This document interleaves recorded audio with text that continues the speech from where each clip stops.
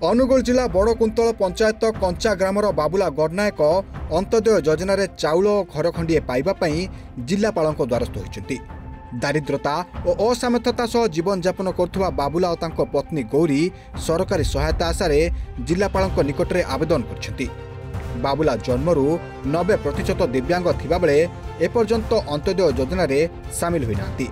एमितिकी तांको मुंडो को छात खंडे नथिबारु जीवन आहरी संकटग्रस्त होतुवा कहिसंती बाबुला पत्नी।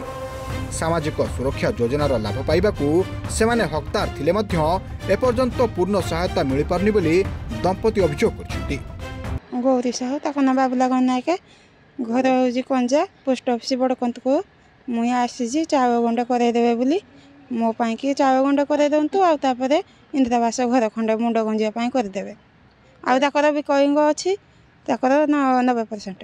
कार भी कलिंग अछि मो स्वामी रो तना को बाबुला गनायके कोन पाउजंत सरकार किछि पाउ नाहति गवर्नमेंट रो खाजा 3500 टका पाउती चाउल 5 केजी पाउती हेति कि हम 3 जन को पुसेबनी बोली मैं आसी जी। आज जो आछंती आपण जिलापाल ऑफिसर कोन कहले अभियोग कोन मोर मैं अंतदय चाउल करे देबे पाई कहली तापरे कहली मो पाई कि अंतदय चाउल करे दियो घर खंड करे दियो मुंड गुंजिया पाई कोन कहले आज से कहले जो